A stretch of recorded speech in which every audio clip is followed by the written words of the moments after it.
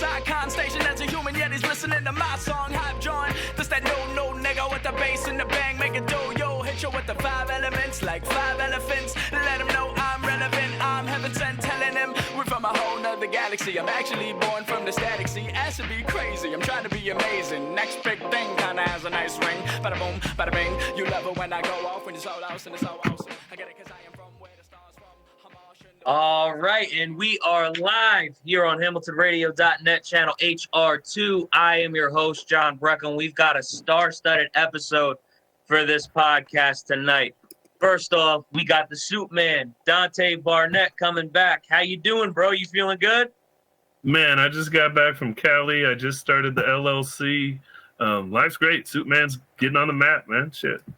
Yeah, man. I still never seen this man in a fucking suit. Let me just put all that right, out motherfucker. There. You know what? Since you gonna do that, we gonna show y'all. Okay, we got I've 50 seen the fucking closet. shirts. Yeah, we got it. We got it. Go to hell. I've seen the closet. I just haven't seen you wear it. We also got the founder of DBJ Comedy. We got Dante Barnett Jr. coming back in here. Every time I see this man, his hair grows like 7 inches. How you doing, bro? You did it again. You just did it again. Wow, and you're live, too. Fucked up my name live. I warned you it was going to happen. Dwayne Burris Jr., excuse me. That hair distracted me. I'm sorry. You still fucked it up. Still fucked up the name. It's cool. I got halfway through. It's okay. Yeah. But, yo, the hair distracted me. This man is half man, half chia pet. It grows so fucking fast. I don't trust we barbers also got during this pandemic. Oh, okay. Yeah, I get you. Yeah, we also got Jacob Williams in here coming back on the show. How you been, man? Feeling good? Good. I'm good. How are you? I'm good, man. I can't complain. It's good to see you, man. I don't really have anything bad to say because, you know, I haven't seen this man in his suit, and we've already went about this man's hair. So, thanks for calling me the right name. I appreciate it. Yeah, man. I think Thank when I you. first moved to New York, someone called me Justin for like a year, and I never corrected them. And the other day, someone brought me up as Joshua Williams, so I've gotten a lot of the wrong names before. So, yo, Dwayne, in the back of my mind, I thought he was gonna say Josh Postel. I was like, oh Lord. Oh my God. The only thing similar is that they both have glasses. One of them has a mustache that extends like 3 feet wide, though. So I don't know how anybody would make sense out of that. Well, we also got watching this live, so yeah, right. It would. I should tag him in it. All right. We also got the former host of Big Eats, current influencer, Jafir. Bro, how you doing, man? It's been a while since I've been able to talk to you like this. What's going on, John, man? I'm blessed. I appreciate you for bringing me on to your amazing podcast and meet your great team. I'm good, bro. Just hanging in there, staying focused, and, you know, striving to persevere through these tough times that we're all living through, bro. But, you know, we here, so fighting a good fight. Yeah, we're here. We made it happen, and, you know, it's a blessing in disguise, man, when you really think about it. I got to catch up with you, man, and thank you for being here, being part of what's going to be a dope conversation and a dope episode, so I appreciate it. But without any more further ado, we got to introduce the woman on the hour. This is Jacob's cast member on Wild 'N Out. She's written a bunch of different roasts, which we're going to talk about because some of them I was really interested in who she got to roast or write roast for. Maddy Smith is here. How you doing? Hello, I'm good. Thank you for having me. This is so fun. I feel like I'm in a community college Zoom. This is great. Everyone's got a very unique looking face and background. This is great. What's up? Oh, I love it. But, yo, there was something I was really interested in and I wanted to start off with. So you actually got to write for the roast of Ric Flair. And that was interesting to me because I'm a wrestling fan. Dwayne's a wrestling fan. Dante's a former wrestling fan. Fucking traitor. How are you a former wrestling fan? What happened? So once to be too much. Nah. I'm damn near 40. I'm the veteran on this fucking call age-wise, right? And once we got past, like, when Shawn Michaels died or Owen Hart died and we got into all this AEW bullshit, like, What the fuck? I didn't need I missed the Ricky and the Dragon Steamboat and the real fucking cage match. I watched Mankind and Undertaker. You know what I mean? I remember the first WrestleMania. I was an Ultimate Warrior fan, and he kicked Hulk Hogan's ass and bench press slammed him. That was real. It turned into too much shit talking and white guys running their mouths and just, I don't know. It just got a little too fugazi for me, I guess is the word. Yeah, I feel you. I mean, I didn't know anything about anything in wrestling until I started writing for the Roast, and I know about the different leagues and the changes over they don't make it like they used to. I know. Yeah, the fucking Full Horseman. Arnold Anderson, Ric Flair. You were about to say Arnold. Douchebag. You were about to say Arnold Schwarzenegger, weren't you? Yeah, I was. All you white guys look alike to me. I'm not gonna lie, but it's just it's not the same. They did the documentary on the Road Warriors and which one Animal used to do all the drugs and was dying, and they were doing cocaine in the locker room. That's when wrestling was cool and right. You know what I mean? When they were coming out, woo, yeah, let's go. That's when I gave a fuck. When they started sobering up and drug testing people, it wasn't as much fun. Dude, that's every industry. Nothing's cool anymore. Comedy's not cool. Every famous comedian is sober. There's no cool musicians anymore. I mean, maybe rappers, I guess, are still doing a lot of drugs. Oh, but some of them are, Instead of selling them, it's now doing them. Instead of the selling, it's now gone right back. Oh, for sure. We were talking about this before Maddy got here. I was watching the Chappelle show last night, and I was like, bro, nobody would have ever been able to get away with this now. Everything Chappelle was talking about on the show 20 years ago. It was the funniest shit. That would have never been on TV today, and it makes me sad. But, I got to ask. I think there's not as many people who are as good at ideas and writing as him. You don't see that many people come through that have ideas like he does. I mean, Jordan Peele and he were pretty good. No, honestly, I think it's that, a lot of people, too, they're afraid of, who's going to judge them, what somebody else is going to say today. And I think a lot of people, with, how crazy it is in the times we're living in, I think a lot of people are just scared to put their ideas to the front.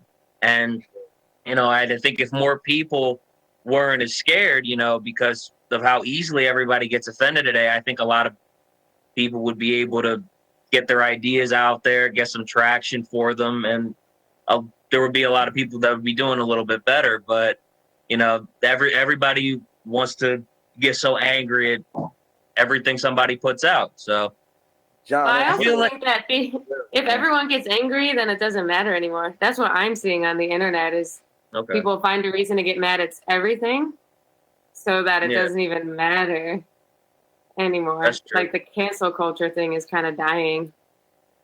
Yeah, because it's kind of normal now too, Yeah, there's someone mad at literally every joke I've ever posted.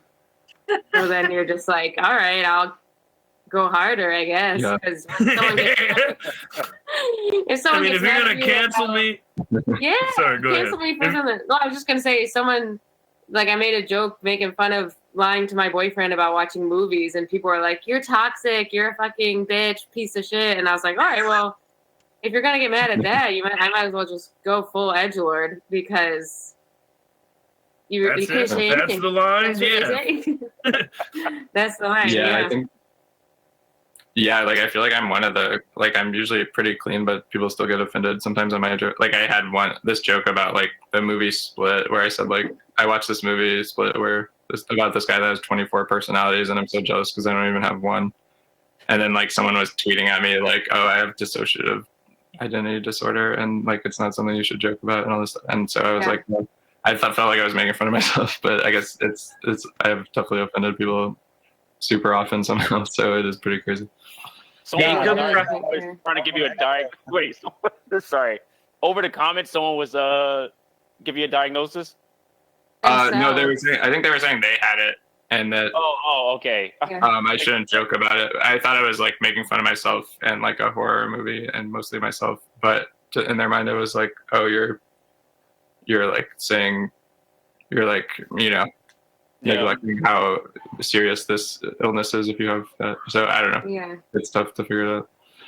If they're canceling you, you're doing something right. They don't cancel non-fun successful people. I went through this yesterday, and I had somebody trying to cancel me for doing something wrong to me, and my buddy was like, when you're finally, as a black comedian, when white women are finally trying to cancel you, you take that as an achievement. Like, that's all it is. When people are finally trying to break you down, you've got to have something for them to break you down on, right? Shit. Yeah. All the Karens came running at this man. Oh, you saw that? Yeah, John saw it. Yeah, fuck. What happened? What happened? Well, I actually didn't see it. You were talking about it earlier. Tell us about it. I posted about how Suitman Productions finally has its own LLC, and another white producer decided to get snarky and be like, well, I have an LLC. Should I post about mine? And I was like, oh, is that... Dwayne knows what's up. You get your ass beat in the hood for shit like that. You know what I mean? Like, somebody's like, I just got a new Cadillac, and they're like, I already got a Cadillac, niggas. Yeah. What you saying, nigga? You pissing on my fucking chine? Like, you literally pissing on my leg? You want to go jive turkey? And I was very eloquent in how I said it, and she just kept going and going and going, and then she was like, he went and got all this flying monkeys, and I'm like, did you just call my friends flying monkey? You know, Dwayne saw it. Dwayne's over here, and she's like, yeah, that's a psychology term from Wizard of Oz. Bitch, I'm black. You don't call me and my friends monkeys. You just don't. Yeah, wow. Wow, that's crazy. Yeah, it was an interesting day. Oh, shit. Oh, yeah, go to Dante Barnett. I'm literally, as Dwayne saw it, obviously, all I posted was Suitman Productions finally has an LLC. Yay! And out of nowhere, she decided to do 25 comments about how I'm a selfish, self-deprecating, narcissist prick instead of just saying, hey, congratulations. She has a point. Yeah, that would have been a lot nicer. But you know, she gets all offended, then wants to call somebody a flying monkey. Yeah. He went and got all his flying monkeys. You know, you're talking to a black guy who is mostly supported by black people, and whether or not that's a good, quote unquote, psychological term, it's got racial undertones. You dumb fuck. Like, never mind. Screenshots. That's where they come in handy. You gotta save them screenshots. Yeah, screenshots. It's public. It's on. Like, it doesn't went anywhere. That's the worst part. Never mind. No, she might delete it. She's gonna delete it later on. Yeah, save it. Yeah. Yo, about Jacob though, whoever got offended at him, Jacob tries harder than anybody I've ever seen to keep himself from offending people. I just want you to know, if you're trying to cancel Jacob, you're the piece of shit. You're a fucking douchebag. Yeah. I get the vibes. It's in the background. I'm just looking at how he's like poised and like. Well, me and Maddy and I did a virtual roast recently, and my parents watched like the extended version, and they got offended by a few of the jokes I made. So I felt really bad about that. That's what parents. My dad actually sent me this long text, and he's like, yeah, Mom and I we don't really like negative roast style. We like more positive roasts, and I'm like, well, that's not really a roast. Hey, what in the Cassidy is going on here? I am not that white. Like, my black family would have gave me pointers. Like, that third joke fucking sucked. You could have went a little harder. His family, you should have been nice, Jacob. No, yeah, they said I was too crude, and some other stuff offended them. So I felt bad. Yeah. They'll be okay. My mom doesn't even come to see me do comedy because she's gonna get offended. She knows it. As they shouldn't, in my humble opinion. Every time I have family come out, it's an uprising. They're like, oh, I didn't actually say that. I'm like, no fucking shit. I'm trying to come up with jokes. Like, don't even talk to me. Like, whenever I say, like, my mom and dad, it's like a hypothetical mom and dad. That's how much I don't even associate with you people. You're not even my stage mom and dad. So don't even come. It's like a problem every time family members come out. Yeah, definitely. Don't even come. Would you go see your kid working at Walmart? No, don't see them do comedy. That's how I feel. Yeah, no, that's a good point. But honestly, like, here's the thing. When I make jokes about my mom being so old she has to turn down the radio in the car to see better, I don't fucking know that because I've never asked her. I just make jokes about, you know, my parents, whatever, you know, I can think of that's gone wrong in my life. I love you too. I'm old. I feel attacked, fucktard. And I'm getting old. I do the same shit. Fuck, I gotta park the car. Turn on the radio. Gotta concentrate. He resonated with it. It's, yeah, that's the greatest shit in the world. But honestly, I do want to know, how was it to write like the roast for Ric Flair? Was it easy? Was it hard? I can only imagine it being easy because, you know, you got like 1,000 different stories that you can mention about the guy that he does and doesn't remember. So, like, how was it to write the roast? Easy. The roast jokes came fast because Rick has such like an awesome story, and I watched his 30 for 30, and then is that what it's called? And after that, there was like a lot of jokes, everything from his tagline to like his drinking, his family, and then there was other people on it too. So I don't remember who was on it. Something Schiavone, like who was that? Oh yeah, Tony Schiavone. Tony Schiavone. Yeah. People like that were on it, wrestling affiliated people. So I also got to roast other people. Someone who wore some cowboy wrestler who wore a big hat. I don't know. I could send you the list, but so there's also a lot of characters in it that were so easily, and you could like tie them together, and it was like one of the easier roasts that I've written for. Yeah. Yo, I think she's talking about JR with the cowboy hat. Oh, it could be. Yeah. I don't know. I don't know. If she is, I can imagine this being probably one of the easiest roasts anybody's ever done. Because I feel like you could roast JR's, you know, pretty easy too. I just feel like with JR you would cry. Oh, Jim Ross, yeah. Jim Ross, yeah. Yeah. Okay. I was gonna say, did she mention the cowboy hat? I can't think of anybody else. So. That or Double J Jarrett. What was it, Jarrett, the other guy? Jeff Jarrett. Jarrett. I thought of JBL, or it could have been a lot. Yeah, so I wasn't sure. But it was like I'm looking at it now. Like Booker T was on it. Yeah, that's who I. Yeah. Stuff like that. So, yeah, weird mix, fun mix though. Actually, it actually ended up not happening because Rick went to the hospital again, and then.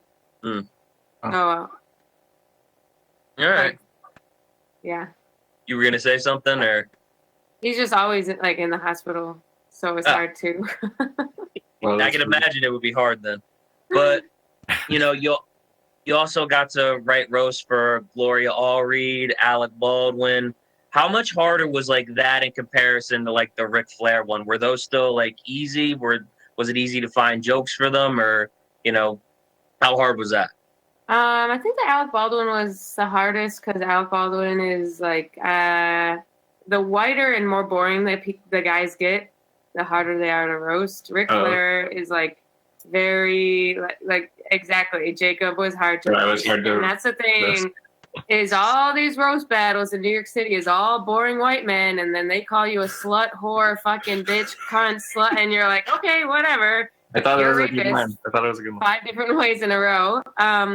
But the Gloria Allred one, not surprised you mispronounced her last name because you don't know who she is. She's like an I can't get Dante right. How is he gonna get that right? What the fuck? He can't get Dante Dwayne. He doesn't even know his own podcast members. Yeah, how the fuck you expect him to get that right? What the fuck? I didn't expect, but then the Gloria Allred one was more like I think it was all women, so that was pretty easy too. There was like an old woman, a gay woman. There's different ways of calling women ugly. As long as it's not a white man, it's generally pretty easy. All right, that makes sense. But all right, let me see what I got next. You know, if anybody else wants to jump in with the roast, because I know Dante's got a lot of shit to say about me. But no, it's not like that. So I remember I had an experience at a roast, and I am suit man, right? And when I first started wearing my suit, all they did was like, here's the defendant. I'm the prosecutor, right? All they did was these fucking racially toned jokes. And Fear's going, oh, Dwayne's like, yeah, I know what it is, right? And so when I showed up to my first roast, you know what I wore? A polo and khakis. Wow. And that's they where were it started with the suit man. Pissed. The guy, why didn't you wear a suit? All his jokes are about your suit. You're ruining the roast. I said, no, you fucktards are racist. If the best thing you could do was roast me and call me the prosecutor and insurance salesman, you're not that creative. And I like pissed off the whole roast because I didn't dress like I usually did. and all they had were Dante. racist black guy in suit jokes. You know what I mean? I've done that. I've never been a black guy, but I have done that. That's with what I was going to a ask you. Have you roast. ever changed it up on them when you show up and they're like, "What the fuck?" Yes, Just because pull a reverse I Michael usually Jackson. wear like big T-shirts, and a couple of roasts I've showed up in like very like form-fitting clothing, and they had all these jokes about how I dress like I'm 7, and I was wearing like a sleek outfit, and the audience was like, "What?" And I was like, "Yeah, bitch, I got a body." What do you want me to say? It felt like cheating a little bit, but I won. That's how you got to win. That's how you got to get to the top. Well, they Bro. told me it was cheating, and I was like, "It's not cheating if the material you're going to go off is just my appearance. Like, yeah, I can call you Yeah. Pippi Longstocking and Raggedy Ann and all that. How creative is that? Get creative. Do some research, right? Like, I don't know. agree. They could have made jokes about how you weren't wearing a suit, yet you call yourself the suit man. I do it all the time. You fucktard. And I wore a suit to the Valentine's Day thing. Remember, you just didn't record me. That's all. Oh shit, that's right. All right, cool. I do remember that though, actually. So he got 1 point, but normally he doesn't wear a suit, so it doesn't register what he does. He hasn't been doing it, and he's got like a closet full, a bed full. I've seen this man take up his whole bed and stack the shit like 3 feet high. He's got so much shit going on in that closet. Hell yeah. But no, Maddy, how did you end up getting your start in comedy? Because all of us, kind of have a story about how we got in it, and everybody's is different, fear, especially with podcasting too, how he got started. Me and him actually got started in radio the same way because we used to go to the same school before he transferred. He went to St. Peter's University for a little bit where I graduated from, and that's how I got into doing this, that's how this happened here. But how did you get your start in comedy? What made you want to do it? Well, I've been in New York 5 years, so I moved here. I didn't really have any friends here, and then I just started doing comedy. It's a really boring story. I kind of wanted to do it before I moved here, and I lived in Rochester, New York, where there was like 10 comedians. It's too risky because I knew everyone in the city. When you live in a small city, you know everyone. It's going to get back to my coworkers that I went to an open mic. New York City, anonymous. So I was like, if I go up and bomb, no one will know. No one will ever know. If I pay for an improv class, my parents won't be mad at me that I put on a credit card. No one will know. So that was like my philosophy is like, you can do anything in New York because I have a fear of failure. Okay. But I also just like a fear of embarrassment. And it was very freeing to be like in New York City in front of no one I knew. So I started just doing open mics, and thankfully they went well. So I was like, oh, I'll keep going. If I like fully bombed my first couple, I probably wouldn't be still doing it because I'm not very good at like, trying. No, but you know what's good about the open mics too? When you like first go to them, a lot of them put you last. They'll put you like at the end of the lineup and shit. And a lot of them will, leave because, you don't have to stay at an open mic. You can start heading out, go to the next one, do whatever you got to do. So she had it made because she basically had no witnesses when she started. You feel like that honestly helped you? I love at an open mic when people leave. I'm like, fine, that's less risk of me bombing. When an open mic starts like and is packed, I'm like, oh fuck. But if I go 20 people in and everyone's gone, I'm like, hell yeah. I can pretend that the reason there's no laughs is because no one's here. I like that. I knew she was going to say that. I was waiting for it. She's like, I didn't bomb. There was just nobody there. Fuck you. Okay, whatever. Every single time. I love walking into a show where the producer's like, shit, light audience, there's only a few people. I'm like, bring it on. I do not give a fuck. I love a small crowd. I'm with you. Yeah. I mean, You feel like, Yes. hold on. Do you feel like it's more intimate though when you got like a small crowd? It's just, easier to just talk to a few people? Or do you just, not want to do it in front of a bunch of people because you don't really want to bomb in front of all of them? That's the mindset I'm trying to work on is like the idea of doing like MSG terrifies me. All these guys are like, oh, that's my dream is to perform. My dream is a 10-person audience where we can riff raff and back. But I'm working on that mindset. But when I see like MSG or arenas, I think that is 20,000 people to not like me. And not for me. Versus that's 6 people who will probably like what I do, I think I should probably work on that mindset as I get further along in my career. But right now, I have no interest in performing in huge venues. Honestly, then you're living the dream as it is now. 10 people shows, that's probably the most you can get at some of these places right now. You get to do a lot of Zoom podcasts where you don't really have to see anybody. I feel like you're living the dream with everything going on right now. When you think about John, I thought that was a stab at my career. I thought you were saying you're living the dream. You can only get 10 people, so that's good for you. But now I see you talking about COVID. I was like, I know, actually. But yeah, the limited capacity is ideal for me. 30%, 1%, hell yeah. This has been introvert season for the past year. Yeah. Like these people have been fucking it up, killing the game. But honestly, if you could get 10 people, you're doing better than me. Sometimes I can't get people to show up for this shit. So you're still killing it compared to me, even if that was true. Oh, man. But yeah, no, it's been a grind, it's been tough, but we've been able to make it work. And you know what? I'm blessed to be able to, do this, do any of the shows that I get booked on. And, this is one of the things that makes me happy. So I definitely enjoy it. But before everything kind of shut down, you were kind of a regular everywhere. So, and here's the thing. I was supposed to actually perform at Caroline's for the first time back in April of last year, but everything shut down.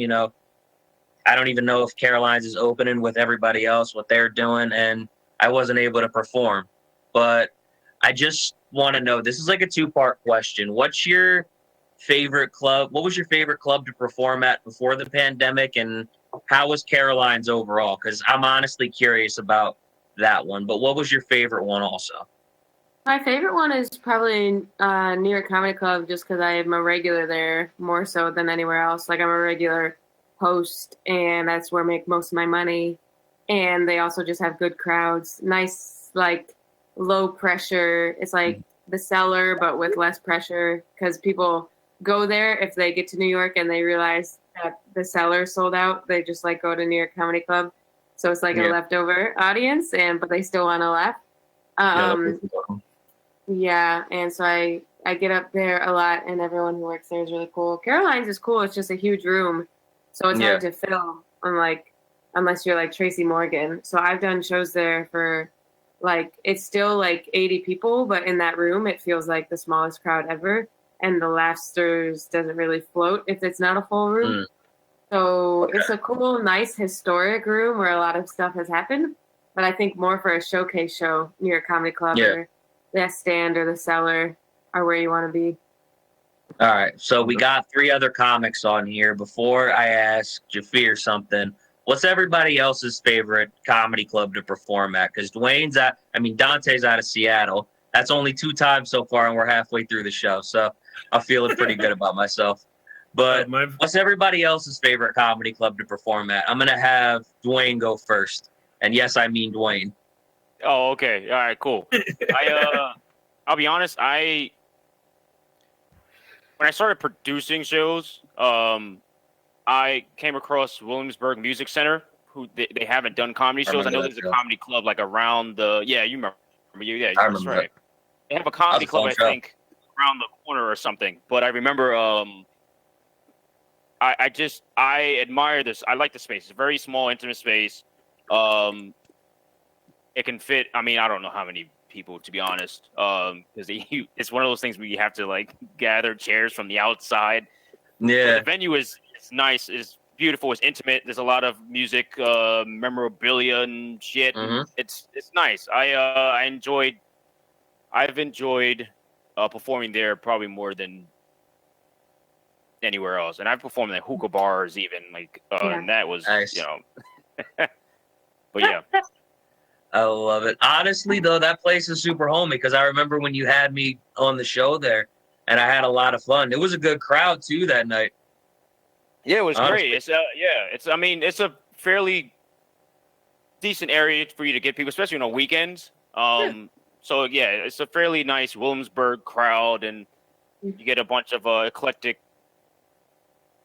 I don't know if I could use that to describe people, but yeah, Yeah. You just did it.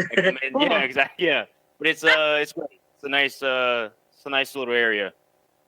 Yeah. Nice. Honestly, though, I just remember how I got into, a couple of dirty jokes, and they thought it was the funniest shit in the world. Then I told a joke about the Lord, it got quiet again. I was like, this shit is great. Honestly, though, I had a fun. Yeah, I remember that part of my set. I don't remember the whole thing, but I remember the end, and that just was funny to me. Apparently, according to Abby, I made some dude choke on his water with like one of the last two jokes, and that's always beautiful. But Jake, what's your favorite comedy club to just be at when, you're performing in New York, before the pandemic, after, in general, whatever? Yeah, good question. I would say similar to Maddy. I like New York Comedy Club a lot. I did my album and special there, and I think it's just like a really great room, which Maddy was nice enough to do a set on the taping on that. And that place is great. I'm really happy with how that turned out. And it is a really fun place to just hang out and perform and everything. I do like other New York clubs like Eastville and Caroline's and the Stand and stuff. And then some of my favorite places around the country are like the Comedy Club on State in Madison, Acme in Minneapolis, and Denver Comedy Works. Those are all like just amazing rooms. But yeah, similar to Maddy. Yeah, I'll perform. I just like enjoy performing anywhere, even if whether it's like a small crowd or whatever it is, just anywhere I can do comedy. So yeah. Yeah, gotcha. All right, Dwayne, what about you? Because whenever I start traveling after the pandemic, because apparently this, pandemic and everything we wanted to do got me to introduce myself to motherfuckers across the country. So now I got to do this thing called travel and shit. So what's your favorite comedy club to be at, man? I'm curious. You said Dwayne again. God damn it. I was like, I know you. It's breaking down. I jinxed myself now. I already knew what he was talking about. It's okay. He meant Dante. I'm the one across the country. In Seattle, we've got a new club by Nate Jackson. It's in Tacoma. He built a 600-seat comedy club in Seattle, Washington, in Tacoma, Washington. It's the biggest club, I think, outside of LA, west of the Mississippi, and it's Black-owned. I've been in there. I've helped with a Zoom show they did. I don't think I'll be on there soon because he's bringing in a ton of the big guns, you know what I mean? The Tommy Davidsons. I think he's bringing in a Mark Vieira this weekend. He had Michael Blackson a couple weeks ago. The best place I've performed, I think, was Helium in Portland. They get like 250 people to their open mic. And I did a 3-minute set on there. It's my main video on my YouTube page. And I got a guy that you can hear the guy in the background go, Jesus Christ! And I had an applause break. And, when you make a motherfucker say Jesus Christ and like, what the fuck? That means you're getting a great response. And then me personally, when I started producing shows, I had Columbia City Theater. And we could get up to 135 people in there, and it's a theater setting. And it had a real upstairs, like above the where all the crowd's at, is the green room upstairs. And to like have a real green room and a porch where you can come outside the room and watch the show from upstairs, it's just like a dynamic environment. I see Dwayne shaking his head. He probably knows what I'm talking about at the theater he was at, something similar. But yeah, theater stages are total different atmosphere. It just feels like you've arrived. You know what I mean? Like you're having there's a separate party from the show, and you can watch the show or you can be in the back drinking, and it's a different environment. I like it. Yo, I'm not going to lie, Dwayne. Dante brought up that second floor, and I remember being in there with that low-ass ceiling. I felt like I was in a Barbie house when I went up there. Yeah, the ceiling is... They had that too. They, Williamsburg Music Center. And it was a Black-owned jazz club in Williamsburg. I think it's the only one in Williamsburg. But that was like, oh, okay, yeah, they have the second part of it that is the green room, I guess. But it's a very low ceiling, yeah. Yeah, extra low, big ass couch. I'm walking like the Hunchback of Notre Dame, just trying to get around in there. Yeah, with this pack, it's hard to move around, but it's nice. Yo, Maddy, this is completely random to bring up now at this point in the show, but did you know Dante gets compared to Seth Rogen a lot? He's the black Seth Rogen, basically. I just thought I'd let you know. I really like that. So you should start selling weed and having your own weed and pottery and shit like that. Yeah. Mind your business. Mind your business. Mind you your don't know business. me. You don't know what I've been All right, doing. Seth. They're recording Okay. this. Mind your business. Don't hold on, man. They're recording this shit. Are you with the fucking feds? What's going on? You don't talk about a black guy selling drugs on the internet. I'm What the sorry. fuck? I gotta go, John. I'm out of here. You You have a good night. You have a good night. He's probably not going anywhere. No, that was 15 years ago. I used to, back in my day, it was about a quarter to a half pound a day from Tacoma to Everett, Washington. Yeah, we had Canadian. Wow. Yeah. We're right So next to the border. Seth Rogen's the white you. That's what's going on here. Yeah, I think I'm older too. God damn. I love it. But yo, Jafir, Going on, I wanted to take a second to talk to you because, like I said, me and you definitely need to catch up outside of this podcast. But, I saw, you're influencing people, inspiring people. You're an influencer on social media now. So, just really quick, because I haven't been able to get you in here too much. What have you been up to? You used to host Big Eats when me and you were both at WSBR back when I was still helping Joe out with this podcast, coming through every now and then. What have you been up to in general? So just talk to me real quick. Tell me a little bit about it. Yeah, for sure, bro. This past fall, I actually was an intern at two tech companies. One called a Digilog. It was like a music plus tech company, as well as Nice. this company called Who's Your Landlord. It's like a Glassdoor and Yelp for reviews. So I was working on their marketing and growth, for their division. I'm a senior in college now. I'm getting ready to finally graduate college and looking to grab a full position, as well as working on building my own startup. Hopefully, I'm working to build that same team you see me build when I was a freshman in college, 3 years ago. Yeah, man. University doing Big Eats.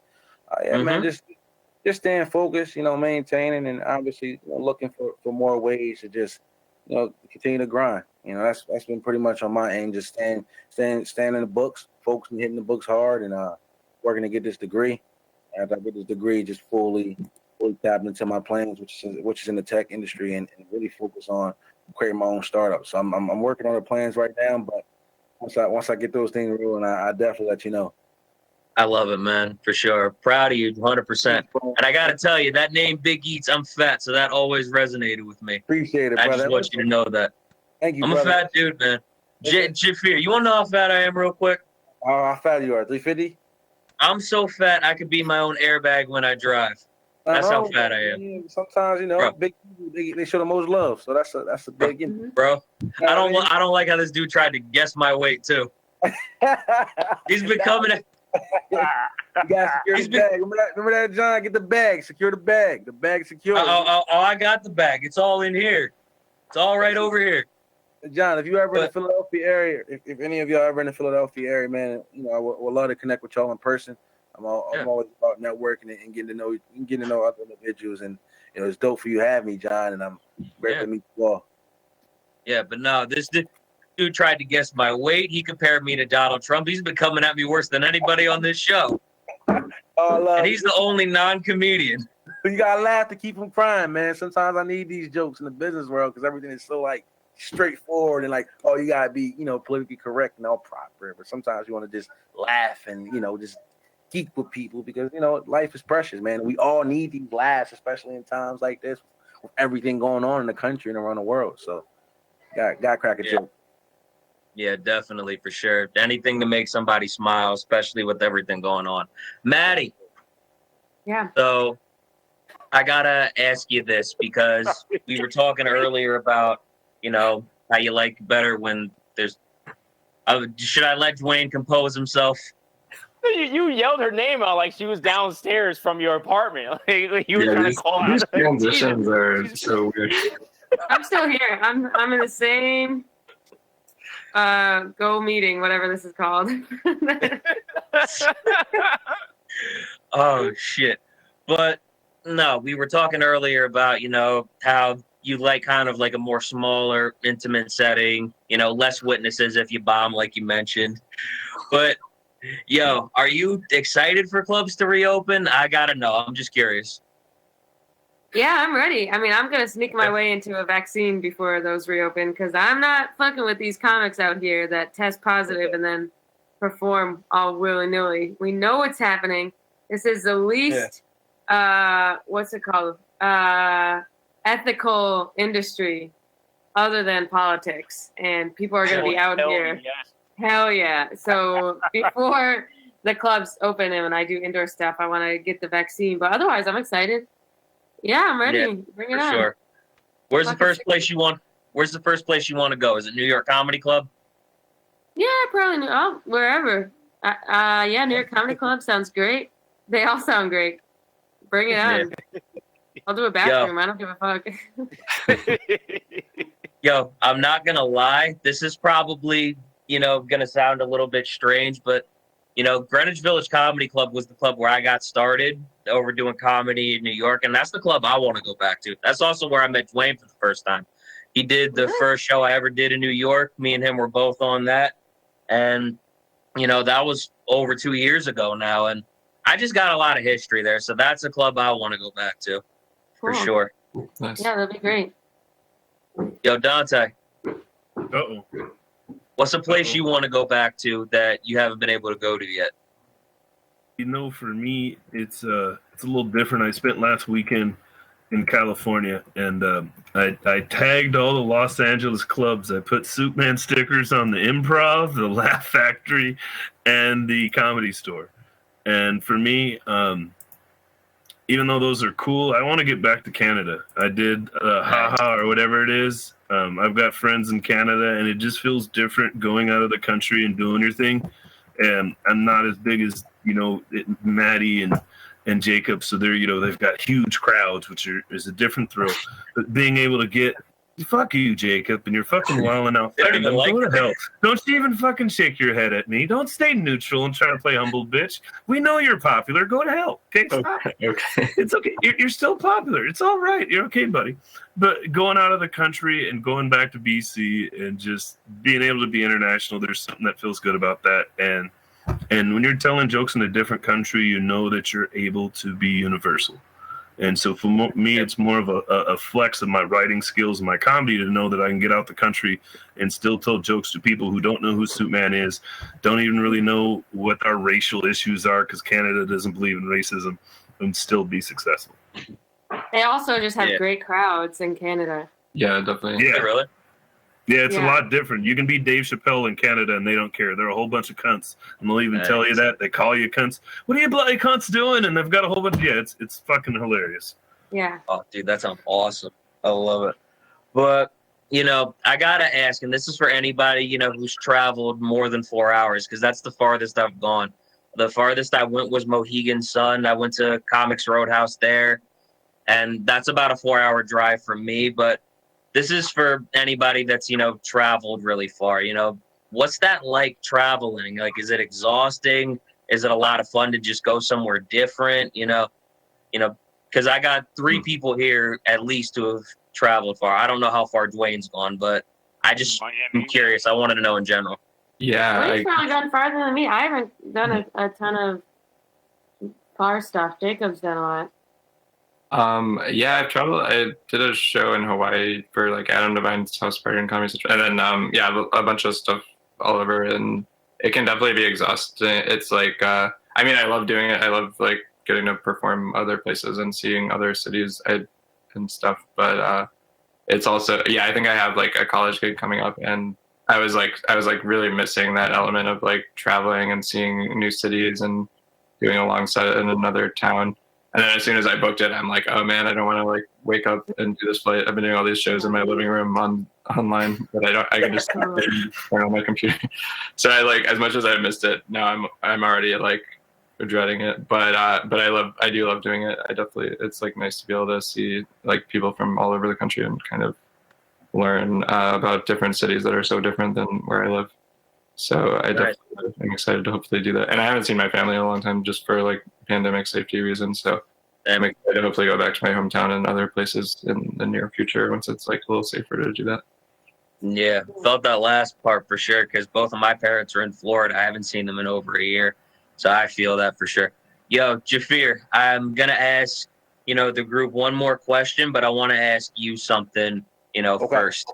Because you're the only one here who doesn't do stand-up. So I want to kind of ask you the same question, but what's a general place that, you know, you want to go back to that you haven't been able to go inside with the pandemic going on? What's a place you want to go back to when everything's all said and done and just hang out at? Wow, that's a great question, man. Honestly, I would say, you know, I did a lot of clubbing before the whole pandemic took off. Like That's fair. I like to party sometimes when it comes to party promoting. So I would think going back to like the clubs and just partying and making money there would be dope for me. But also just being out and being able to go to the park and have like a family reunion or like have That's true. you know, all friends get together and have fun like that. That'd be something that's important to me. I'm honestly surprised you were able to pick one club out because, you know, you're in Philly. You got AC not too far from you. So I'm impressed you were able to pick one out. Good shit, bro. So many options, bro. It was funny because you talked about being on the road, and I just did a week in Cali. I drove about 3,000 miles in a week, and there's nothing. I don't know, Jacob, are you driving to your college gig or are you flying? I think I'm flying because it's in Kansas, so the drive would be like over 24 hours or I don't know how long. Mhm. And did you drive down to Miami, Dwayne? No, I flew. Okay. So when you drive down, there's a different experience. And then I've been doing these cut videos. I got called out for being the Black Seth Rogen in the middle of Oregon between Eureka and fucking Medford and handed the guy my car. And I was like, what? And he was like, yeah, I've seen you on I've seen you on whatchamajig, on cut videos and all this other stuff. And I was like, what? And he's like, yeah, he knew it. And I was like, oh my fucking God, you got to be kidding me. Nice. Oh, shit, that's crazy. But honestly, I do want to ask one more thing because I know Ruben's got to go in just a little bit. The show's supposed to end at 10. Maddy, out of all the people that, you know, you've gotten to perform with over the years, you know, since you started, and this could be somebody, you know, on Wild and Out, somebody that, you know, you've done roasts with, you know, just a regular stand-up show. Who's the person that you enjoy performing with the most, or just one or two people in general, and who's somebody that you still want to perform with? With like another comedian? Yeah, like just like be on like the same like set, or, you know, roast them, whatever. Like just somebody you could work with. I don't know. There's a lot of people. I always like Mike Cannon at New York Comic Club and The Cellar, and Nathan McIntosh, and Yamanika's cool, and anyone in that like roast battle New York Comedy Club scene.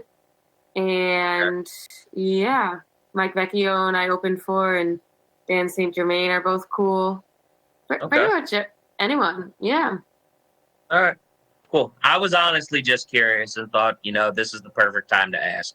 So, you know, before we get going, I do want to say thank you to everybody who came on, Jake, Dwayne, Dante, Fear, and thank you, Maddy, for being the special guest. I really, really appreciate you coming on. It means a lot. Thank you for having me. It was great to virtually meet you guys. Maybe we can be on a show sometime at the after everything's over. Yeah, hopefully. That'd be awesome. Honestly, but Fear, were you going to say something or no? No, I was answering Maddy. I was saying that'd be awesome. I was agreeing with her. I think we should definitely have like an in-person thing once COVID is hopefully over. Yeah. This man's at least got to come up here, even if we can't get him on stage with us. He's got to come up here and just, you know, check the scene out for sure. You know, because how long has it been since you've been to, you know, in Jersey City, New York? How long has it been, Brent? Bro, it's probably been about two years, almost since I left St. Peter. So it's been a while, bro. So I would love to come down there and chop it up with y'all in real time, you know? Yeah. Not virtual. I like it. But, you know, once again, thank you guys for coming on. And Dante, I got a favor to ask you before I finally really say bye. Oh, fuck. You want me to wear a suit for St. Patty's Day, you son of a bitch? No, it wasn't that. I wasn't going to ask you to do that. Because I didn't even remember the one time you did, so I'm not even going to bother. But I do want to ask, if you could try to sound like Seth Rogen and maybe fool a couple people into thinking I had him on the show, You know, Whoa, just try to dip out like Seth Rogen. Experience. Everybody give it up for John Brecco. I feel lucky to be here. Whoa, I don't know. It's my regular voice. It's his very. I just wanted to hear you do it. That's all I wanted. I just think it's my regular voice, man. Anytime I talk, depending on if I get into my woes, they really know. They really know. I don't know. Fuck. All right. Time, same channel next week. If you guys can, just share the show wherever possible. You know, this has been, you know, my baby for the past 4 years, and I really appreciate, you know, everything everybody's been able to do to help me make it what it is today. So thank you guys. This has been another episode of The Round Table with John Brecco on HamiltonRadio.net, channel HR2. One more time, Jacob Williams, the Shoot Man, Dante Barnett, Dwayne Burris Jr. I almost called him Dante again. Yeah. Maddy Smith, Not Feared, former host of Big Eats. We'll see you guys next time. Deuces. Play my song, Ruben. Hey, thanks again.